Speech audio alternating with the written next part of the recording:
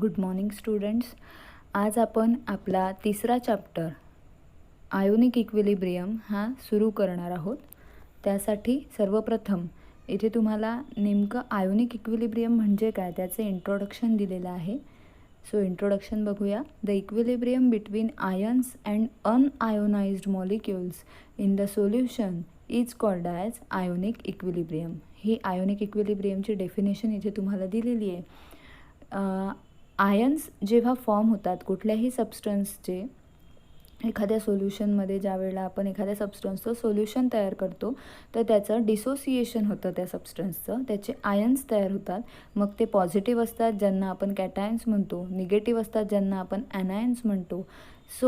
तर या आयन्समधला आणि अनआयोनाइज्ड उरलेले त्याच्यातले जे मॉलिक्यूल आहे म्हणजे ज्यांचं आयोनायझेशन झालेलं नाही, या दोघांमधला जो इक्विलिब्रियम असतो त्यालाच म्हणतो आपण ionic equilibrium. So the principles of chemical equilibrium we studied in standard 11 will be applied to the ionic equilibria. जे केमिकल इक्विलिब्रियम नावाचं चॅप्टर आपण 11th बघितलं होतं त्याचेच रूल्स आपण इथे आयोनिक इक्विलिब्रियाला लागू करणार आहोत. In this chapter with the help of these principle, त्याच प्रिन्सिपल्सच्या मदतीने आपण या चॅप्टरमध्ये इक्विलिब्रियम कॉन्स्टंट आणि concentration of ions and unionized species यांचा अभ्यास करणार आहोत. ठीक आहे. त्यामुळे in a particular examine the following ionic equilibria, खाली काही प्रिन्सिपल्स इथे आयोनिक इक्विलिब्रियाचे आपण पॉईंट आऊट केलेले आहेत ते बघूया. पहिला, H positive and OH positive ions and unionized water molecules. दूसरा पॉईंट आहे ionization of weak acids and weak bases. Third आहे reactions between ions of salt and ions of water. Weak acid आणि weak बेसेसचं ionization कसं होतं ते आपण इथे बघणार आहोत. एक प्रिन्सिपल हा पॉईंट आपल्यासमोर महत्त्वाचा आहे. नंतर आहे रिएक्शन बिटवीन आयन्स, जे आयन्स आपल्या रिएक्शन सोल्युशनमध्ये तयार होणार आहेत त्यांच्यामधातल्या ज्या रिएक्शन्स आहेत, सॉल्टच्या आयन्समधल्या असोत किंवा मग वॉटरच्या आयन्समधल्या असो, या दोघांमधल्या रिएक्शन्स आपण स्टडी करणार आहोत. Solid salt and it's ions in water, solid स्टेटमध्ये असणारे जे सॉल्ट्स आहेत आणि त्यांचे वॉटरमध्ये प्रेझेंट असणारे आयन्स यांचासुद्धा आपल्याला इथे विचार करायचा आहे. सो आता तुमचा इथे नेक्स्ट टॉपिक आहे types of electrolyte. The substances which gives rise to ions when dissolved in the water are electrolyte. जे सबस्टन्सेस वॉटरमध्ये डिझॉल्व्ह केल्यानंतर आयन्स फॉर्म करतात त्यांना आपण इलेक्ट्रोलाइट म्हणतो. The non electrolyte are those which do not ionize and exist as a molecule in the aqueous solution. आणि ज्या सबस्टन्सच्या मॉलिक्यूलचा aqueous सोल्युशनमध्ये सुद्धा मॉलिक्यूल ॲज इट इज राहतो, त्याचं डिसोसिएशन होत नाही, जो आयोनाइज होत नाही, अशा सबस्टन्सला आपण नॉन इलेक्ट्रोलाइट्स म्हणतो. सो आपल्याकडे आता दोन टाईप्स झाले, इलेक्ट्रोलाइट्स अँड नॉन इलेक्ट्रोलाइट्स. पण आपल्याला इलेक्ट्रोलाइट्सचे टाईप आता बघायचे आहे. तुमच्या लक्षात आलं असेल की इलेक्ट्रोलाइट म्हणजे ज्याचं वॉटरमध्ये ॲक्वियस सोल्युशन तयार केल्यानंतर आयोनायझेशन होतं अशा सबस्टन्सला आपण मग इथे इलेक्ट्रोलाइट म्हणतो. या दोन्ही डेफिनेशन तुम्हाला लर्न करायचे आहे, इलेक्ट्रोलाइट आणि नॉन इलेक्ट्रोलाइट. सो पुढे बघा. The electrolytes are classified into strong and weak electrolyte. इलेक्ट्रोलाइटचं क्लासिफिकेशन आपण दोन क्लासेसमध्ये करतो. पहिला क्लास आहे स्ट्रॉंग इलेक्ट्रोलाइट आणि दुसरा क्लास आहे weak electrolyte. This classification is based on their extent of ionization. यांचा हे जे क्लासिफिकेशन आपण केलेलं आहे हे डायल्यूट सोल्युशनमध्ये, ॲक्वियस डायल्यूट सोल्युशनमध्ये ज्या वेळेला त्यांचं आयोनायझेशन किती प्रमाणात होतं, देअर एक्सटेंट ऑफ आयोनायझेशन, यावरून आपण यांचे हे दोन क्लास पाडलेले आहेत. ठीक आहे. मग यांचे डिटेल्स आपण आता पुढे बघूया. पहिला तुम्हाला क्लास इथे डिटेलमध्ये सांगितला आहे जो आहे strong electrolyte. The electrolyte ionizing completely or almost completely are strong electrolyte. म्हणजे जो सबस्टन्स ॲक्वियस सोल्युशन तयार केल्यानंतर कम्प्लिटली आयोनाइज होतो, कम्प्लिटली त्याचे आयन्स फॉर्म होतात, त्याचे अनआयोनाइज्ड पार्ट्स राहत नाहीत, त्यांना आपण स्ट्रॉंग इलेक्ट्रोलाइट म्हणतो. For example strong acids, strong bases and salts. आता नेमकं स्ट्रॉंग ॲसिड, स्ट्रॉंग बेसेस हा कन्सेप्ट आपण पुढे बघणार आहोत की नेमकं हे काय असतं. हे एक्झाम्पल म्हणून तुम्हाला सध्यापुरतं इथे लक्षात ठेवायचं आहे. नेमकं स्ट्रॉंग ॲसिड, स्ट्रॉंग बेसेस म्हणजे काय हे आपण पुढे या चॅप्टरमध्ये डिस्कस करणारच आहोत.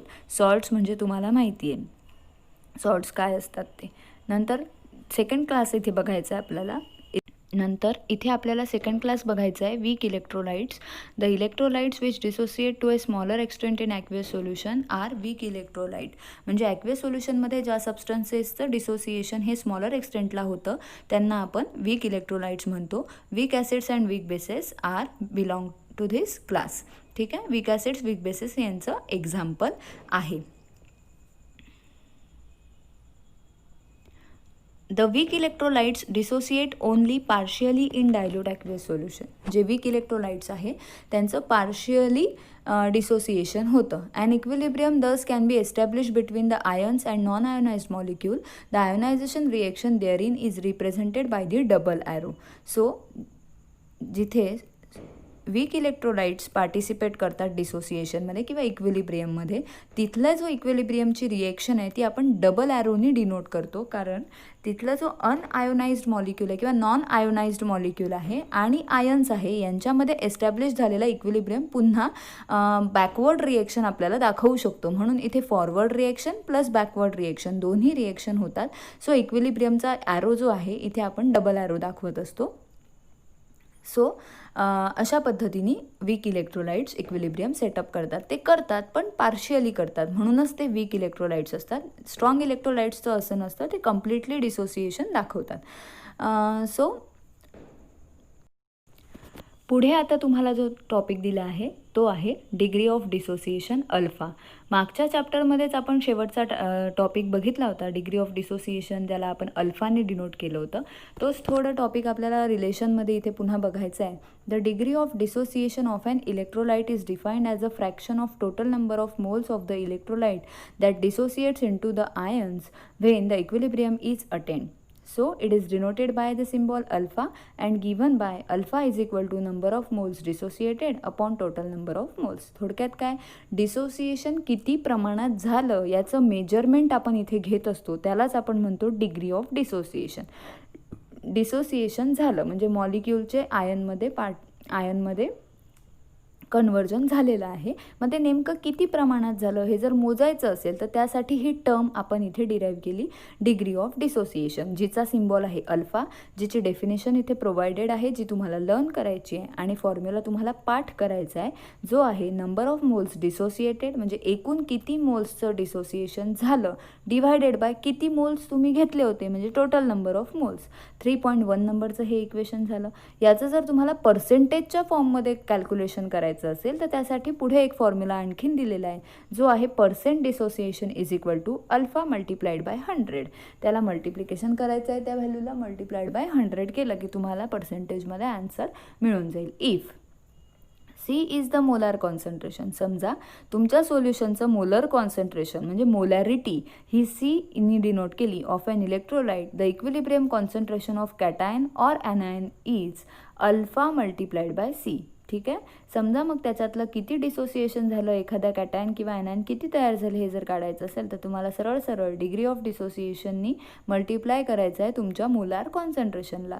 Alpha multiplied by C. Alpha म्हणजे डिग्री ऑफ डिसोसिएशन आणि C म्हणजे concentration, that is molar concentration of an electrolyte. ठीक आहे, अशा पद्धतीने त्याचं युनिट राहील mole into decimetre, mole divided by decimetre. So त्याला तुम्ही इन्व्हर्ट वर जर आणलं तर युनिट होऊन जाईल मोल डेसिमीटर टू द पॉवर -3 किंवा -3 असंही म्हणता येईल. ठीक आहे, अशा पद्धतीने ही डिग्री ऑफ डिसोसिएशन तुम्हाला कॅल्क्युलेट करता येईल कुठल्याही इलेक्ट्रोलाइटिक सोल्युशनचं, जर तुम्हाला नंबर ऑफ मोल्स आणि टोटल नंबर ऑफ मोल्स माहिती असतील तर. सो नेक्स्ट आता इथे तुम्हाला टॉपिक दिलेला आहे ॲसिड्स आणि बेसेस म्हणजे काय. आत्ता आपला खरा टॉपिक किंवा चॅप्टर सुरू झाला असं म्हणता येईल. आतापर्यंत जस्ट आपण इंट्रोडक्शन आणि आधी झालेल्या टॉपिक्सच बघत होतो. आता आपलं चालू झालं ॲसिड्स अँड बेसेस. मग जे एक्झाम्पलच्या ठिकाणी मी तुम्हाला म्हटलं होतं की आपल्याला स्ट्रॉंग ॲसिड स्ट्रॉंग बेस काय आहे या टर्मिनॉलॉजीज पुढे या चॅप्टरमध्ये डिस्कस करायच्याच आहेत. त्या आता आपण डिस्कस करूया की नेमकं ॲसिड म्हणजे काय आणि बेसेस म्हणजे काय. So acids and bases are the familiar chemical compounds. ठीक आहे ना, आपल्याला नेहमी आपल्या एक्झाम्पल्समध्ये सोल्युशन्समध्ये किंवा डे टू डे आपल्या प्रॅक्टिकल्समध्ये जे आपण वापरतो ते आपले ॲसिड्स अँड बेसेस असतात. सो फॅमिलियर केमिकल कंपाऊंड्स असतात आपल्यासाठी ते. सो आता आपल्याला ते तुम्हाला आता ते फॅमिलियर करायचे आहेत. Acetic acid is found in vinegar. ठीक आहे, ह्या गोष्टी ज्या तुम्हाला डे टू डे लाईफमध्ये आपण आपल्याबरोबर असतात हे केमिकल्स, हे तुम्हाला आज जाणून घ्यायचे आहे की नेमकं कसं काय हे केमिकल कंपाऊंड्स, ॲसिड्स आणि बेसेस इतके आपल्याला फॅमिलियर असतात. कारण डे टू डे लाईफमध्ये जे आपण कंपाऊंड्स वापरतो त्यामध्ये यांचं पार्टिसिपेशन असतं. ॲसिटिक ॲसिड व्हिनेगारमध्ये दिसतं, सायट्रिक ॲसिड आपल्या लेमन्समध्ये प्रेझेंट असतं. ठीक आहे ना, लिंबूमध्ये. त्यानंतर मॅग्नेशियम हायड्रॉक्साईड इन अँटासिड्समध्ये प्रेझेंट असतं.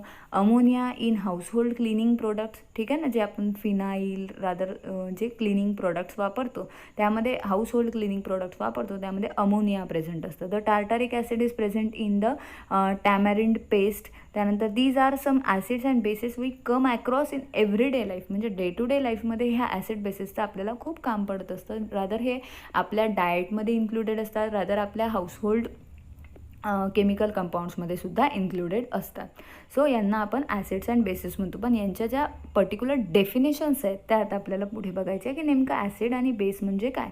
तर हे एका डेफिनेशननी आपल्याला ॲसिड हे डिफाईन करता येत नाही. वेगवेगळ्या सायंटिस्टनी वेगवेगळे ॲसिड बेसिसचे कन्सेप्ट इथे सांगितलेले आहे, त्यामुळे त्यांच्या वेगवेगळ्या थिअरीज आपल्याला या चॅप्टरमध्ये अभ्यासायचे आहे. ज्या सायंटिस्टनी ज्या पद्धतीने हा कन्सेप्ट आपल्यासमोर मांडला त्या सायंटिस्टच्या नावाने ती थिअरी आपण इथे शिकणार आहोत. सो फर्स्ट ऑफ ऑल इथे आपल्याला थिअरी दिलेली आहे. 3.3.1 नंबरचा हा एक टॉपिक इथून स्टार्ट करतो आहे आपण, ज्याचं नाव आहे Arrhenius theory of acids and bases. ही पहिली थिअरी आपल्याला अभ्यासायची आहे. अरहेनियसने जी थिअरी आपल्याला सांगितली ॲसिड बेसेसची ती आपण इथे बघणार आहोत. According to this theory the acids and bases are defined as follows. अरहेनियसने ज्या डेफिनेशन्स आपल्याला दिल्या त्या पुढे आपल्याला दिलेल्या आहेत. पहिली आहे ॲसिडची डेफिनेशन.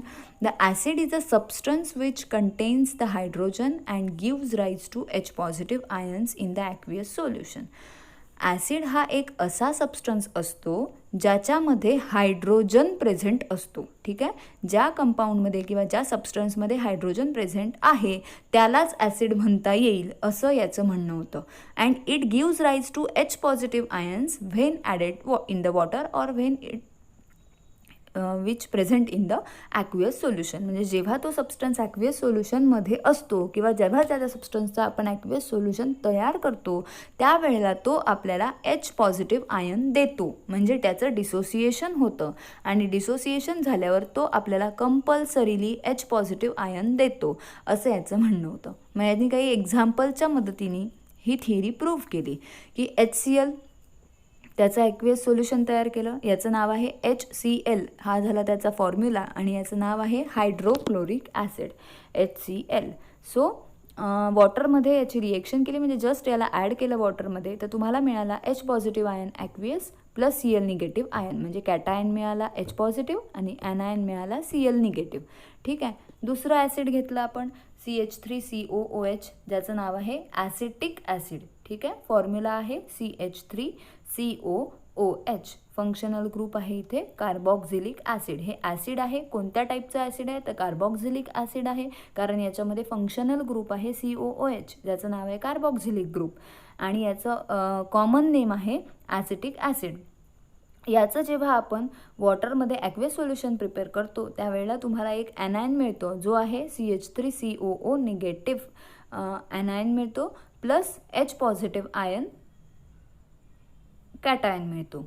अरहेनियसने काय सांगितलं मग या दोन एक्झाम्पलच्या मदतीने की Arrhenius describe the H positive ions in the water as bare ions and they hydrate in the aqueous solutions and thus represented by the hydronium ions. ठीक आहे, we here with conveniently represent them as a H positive ion. त्यांचं असं म्हणणं आहे अरहेनियसचं की ज्या वेळेला यांचं डिसोसिएशन होतं, ॲसिड्सचं वॉटरमध्ये डिसोसिएशन होतं, तर वॉटर मॉलिक्यूल तिथे असतो H2O. सो हा H पॉझिटिव्ह आयन जाऊन त्या H2Oला बाइंड होतो आणि तयार करतो हायड्रोनियम आयन, ज्याचा फॉर्म्युला आहे H3O पॉझिटिव्ह. ठीक आहे, त्यांचं असं म्हणणं होतं की ज्या वेळेला ॲसिड तुम्हाला H पॉझिटिव्ह आयन देतो, डेफिनेशन काय आहे की in aqueous solution the substance which gives H positive ion is called as acid.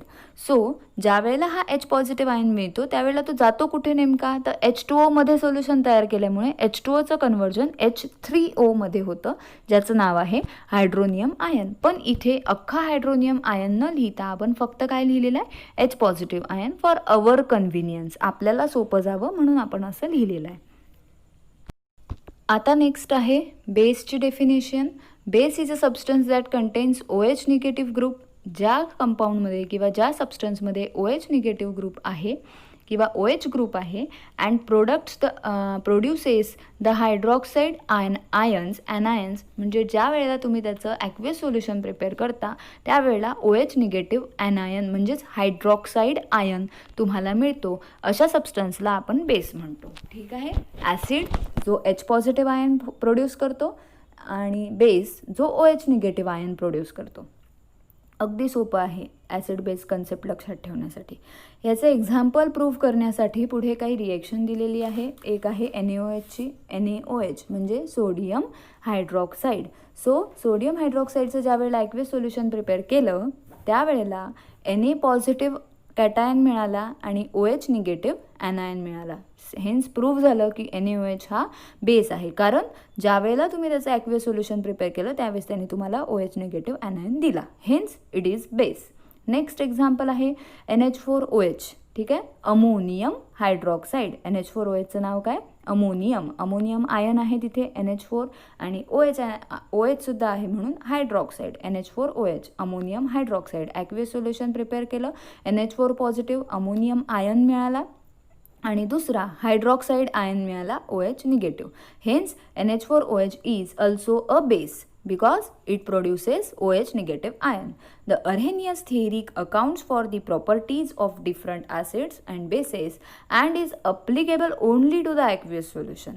Arrhenius थेअरीनी काही ॲसिड बेसिसच्या डिफरंट प्रॉपर्टीज आपल्याला सांगितल्या, पण ह्या प्रॉपर्टीजचा एक ड्रॉबॅक असा आहे की ह्या प्रॉपर्टीज फक्त ॲसिड्स अँड बेसिसला तेव्हाच लागू होतात जेव्हा ॲसिड बेसचं ॲक्वियस सोल्युशन असेल तेव्हा, रादर दॅन त्याला अप्लिकेबल होणार नाही. It does not account for the basicity of ammonia. हा जो कन्सेप्ट आहे अमोनियाची बेसिसिटी एक्सप्लेन करू शकला नाही. म्हणजे NH3 अमोनिया हा बेस आहे, पण याच्यात OH निगेटिव्ह ॲनायन आहे का, नाही आहे. सो ही थेअरी अमोनियाला लागू होत नाही. त्यानंतर Na2CO3 हे एक ॲसिड आहे, मग यामध्ये H पॉझिटिव्ह आयन आहे का, नाही आहे. म्हणजेच हा कन्सेप्ट Na2CO3ला सोडियम कार्बोनेटला सुद्धा लागू होत नाही, which do not have OH group. ठीक आहे. हे दोन्ही पण बेसेस आहे. अमोनिया बेस आहे, सोडियम कार्बोनेट बेस आहे, पण यांच्यामध्ये कुठेही OH ग्रुप आहे का, नाही आहे. यावरून ही थेअरी या बेसेसला एक्सप्लेन करण्यासाठी फेल ठरली. ठीक आहे. म्हणजेच ॲसिड बेसच्या ॲक्वियस सोल्युशनसाठी लागू होणाऱ्या डेफिनेशन फक्त अरेनियसने आपल्याला दिल्या. इतर ॲसिड बेसेससाठी तो त्याच्या प्रॉपर्टीज किंवा इतर ॲसिड बेसिसला एक्सप्लेन करू शकला नाही, तो तिथे फेल ठरला. म्हणून आपल्याला आता पुढे दुसरी थेअरी अभ्यासावी लागेल जी ह्या ॲसिड बेसिसला आपल्या पुढे एक्सप्लेन करेल. सो आता सेकंड थेअरी आपल्याला इथे स्टडी जी करायची आहे ती आहे Bronsted and Lowry theory. The J.N. Bronsted and T.M. Lowry in 1923 proposed a more general theory known as Bronsted-Lowry proton transfer theory. ठीक आहे. J.N. ब्रॉन्स्टेड आणि T.M. लावरी 1923 साली या दोन सायंटिस्टनी एक नवीन थेअरी आपल्यासमोर मांडली जिचं नाव होतं a general theory the Bronsted Lowry proton transfer theory, असं या थेअरीचं नाव होतं. So according to this theory the acids and bases are defined as follows. ॲसिडची त्यांनी जी डेफिनेशन दिली ती पहिले आपल्याला खाली दिलेली आहे, जी आहे की acid is a substance that donates a proton to another substance. ठीक आहे. लावरी ब्रॉन्स्टेडनी जी थेअरी सांगितली त्यामध्ये सुद्धा थोडीफार अरेनियससारखीच प्रोटॉनला घेऊनच ॲसिडची डेफिनेशन आहे. The acid is a substance. Acid हा असा एक सबस्टन्स आहे जो H पॉझिटिव्ह आयन म्हणजेच ज्याचं नाव आहे प्रोटॉन, त्या प्रोटॉनला तो डोनेट करतो दुसऱ्या सबस्टन्सला, त्याला आपण ॲसिड असं म्हणतो. सेकंड डेफिनेशन दिलेली आहे बेसची. The base is a substance that accepts a proton H positive from another substance. इथे मात्र थोडा फरक आहे की बेस हा असा, जी बेसच्या बाबतीतची चूक अरेनियसच्या कन्सेप्टमध्ये होती ती यांनी इथे थोडी सुधारली आहे, म्हणून ही थेअरी ॲक्सेप्ट झाली. Base is a substance that accepts a proton. Base हा असा सबस्टन्स आहे जो प्रोटॉनला ॲक्सेप्ट करतो. ॲसिड जो डोनेट करतो आणि बेस जो ॲक्सेप्ट करतो फ्रॉम दी अनादर सबस्टन्स. मग फॉर एक्झाम्पल म्हणजे त्यांनी आता मघा ॲसिड आणि बेसला एक्सप्लेन करण्यासाठी अरेनियसनी 2 वेगवेगळ्या सबस्टन्सेसची रिएक्शन दिली होती, पण इथे एकाच रिएक्शनमध्ये ॲसिड कोण आणि बेस कोण हे आपल्याला लक्षात येईल. जी रिएक्शन इथे एक्झाम्पल म्हणून घेतलेली आहे त्यामध्ये ॲसिड वापरलेला आहे HCl that is hydrochloric acid आणि बेस घेतलेला आहे अमोनिया जो आहे NH3. ठीक आहे. ॲसिड HCl बेस अमोनिया या दोघांची रिएक्शन केली, तयार झाला अमोनियम आयन NH4 पॉझिटिव्ह आणि दुसरा सबस्टन्स तयार झाला जो आहे Cl निगेटिव्ह. आता इथे लक्षात घ्या नेमकं या रिएक्शनमध्ये काय झालेलं आहे. HClनी स्वतःजवळचा जो प्रोटॉन होता जो H पॉझिटिव्ह आयन होता तो डोनेट करून टाकला आणि उरला तो स्वतः काय उरला फक्त Cl निगेटिव्ह ॲनायन. ठीक आहे. आणि जो NH3 होता त्यांनी काय केलं HCl जवळचा प्रोटॉन ॲक्सेप्ट केला. सो HCl जो आहे तो इथे H पॉझिटिव्ह आयन डोनेट केल्यामुळे ॲसिड झाला. NH3 जो आहे त्यांनी H पॉझिटिव्ह आयन ॲक्सेप्ट केला म्हणून तो झाला बेस. दुसरीकडे दुसऱ्या बाजूला जर लक्षात आपण घेतलं तर दुसऱ्या बाजूला त्यांनी Cl निगेटिव्हनी काय केलेलं आहे base is a substance that accepts a proton. ठीक आहे ना. इन द अबाव रिएक्शन खाली बघा एक्सप्लेन केलेलं आहे की HCl and NH4 positive are the proton donors. ठीक आहे. HClनी आणि NH4 पॉझिटिव्हनी प्रोटॉन जो आहे तो डोनेट केलेला आहे त्यामुळे इथे त्यांना आपण ॲसिड म्हणू. ठीक आहे. And the ammonia and the Cl negative are proton acceptors. अमोनियानी काय केला प्रोटॉन ॲक्सेप्ट केला आणि Cl निगेटिव्हनी सुद्धा काय केला प्रोटॉन ॲक्सेप्ट केला to act as a bases. Further it follows that the products of the Bronsted Lowry acid reactions are acids and bases. या रिएक्शनचं एक्झाम्पल समजून घेताना तुम्हाला एकदा फक्त फॉरवर्ड रिएक्शन लक्षात घ्यायची आहे आणि दुसऱ्यांदा बॅकवर्ड रिएक्शन लक्षात घ्यायची आहे म्हणजे तुम्हाला कळेल की कोण ॲसिड आहे आणि कोण बेस आहे. आपण आता सर्वप्रथम फॉरवर्ड रिएक्शन बघूया. HCl plus ammonia gives NH4 positive and Cl negative. ठीक आहे. HClची आणि अमोनियाची रिएक्शन झाली.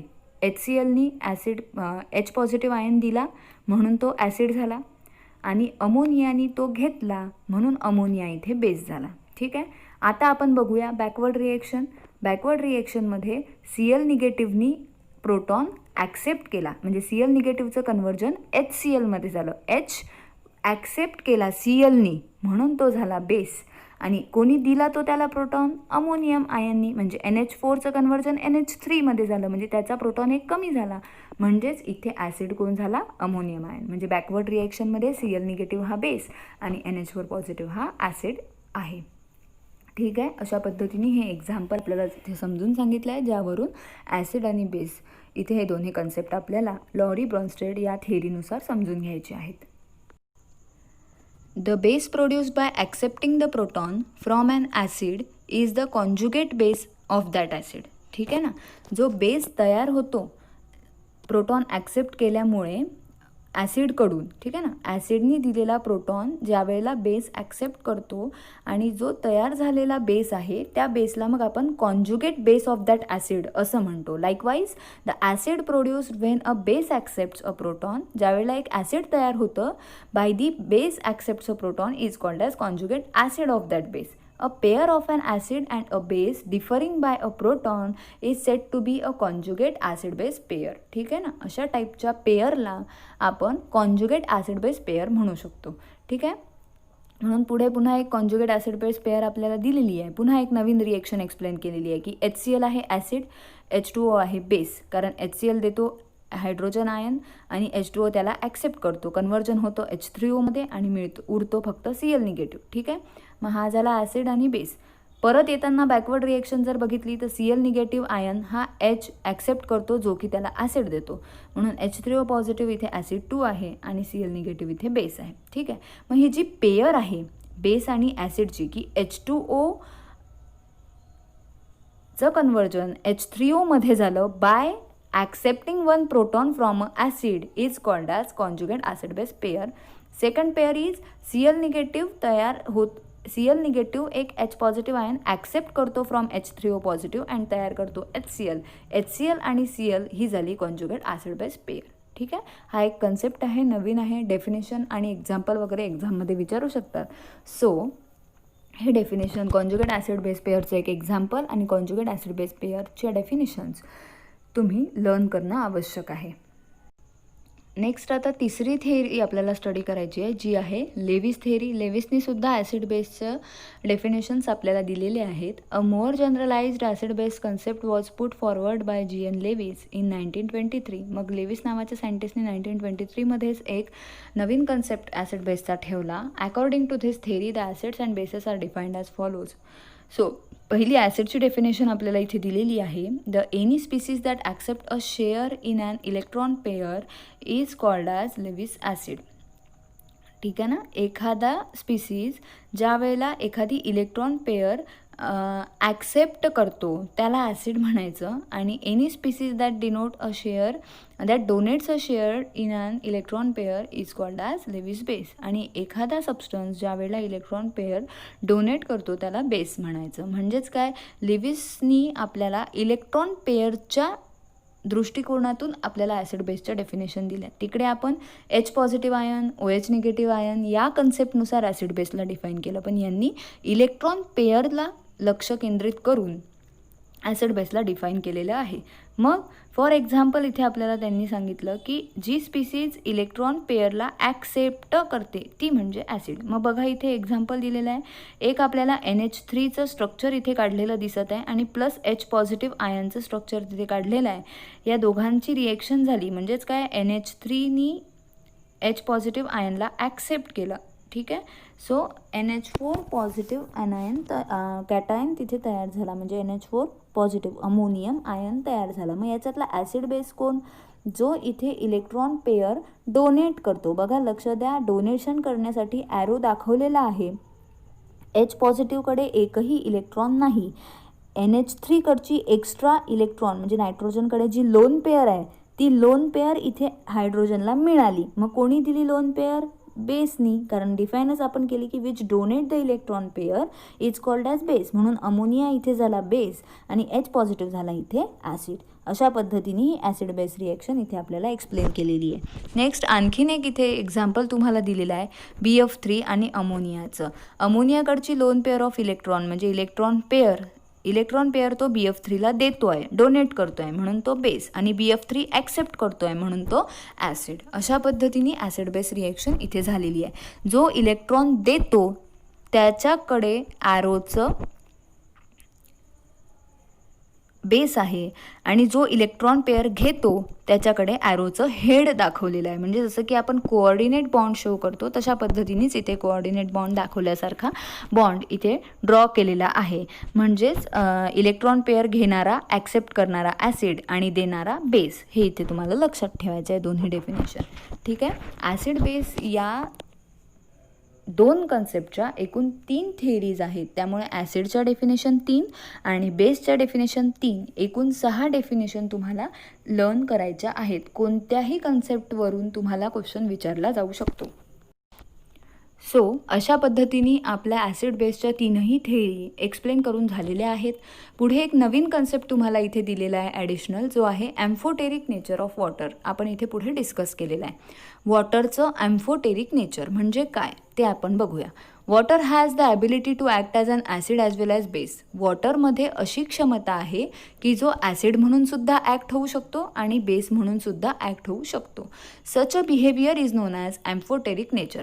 अशाच दुहेरी बिहेवियरला आपण ॲम्फोटेरिक नेचर ऑफ वॉटर असं म्हणतो. ठीक आहे. ॲम्फोटेरिक नेचर ऑफ वॉटर म्हणजेच काय, water act as a acid as well as base, it's called as amphoteric nature of water. मग आता ते पुढे एक्सप्लेन केलेलं आहे की मग H2O ॲसिड कधी वागतो. ठीक आहे ना, ॲसिडसारखा कधी वागतो. मग H2O जर अमोनियासोबत ट्रीट केला तर तो तुम्हाला OH निगेटिव्ह आयन आणि अमोनियम आयन देतो. मग आता इथे यांनी काय केलं, H पॉझिटिव्ह आयन डोनेट केला अमोनियाला आणि अमोनियम आयन तयार झाला. डोनेट केला ॲसिडनी, सबस्टन्सनी H पॉझिटिव्ह आयन डोनेट केला, hence it is called as acid.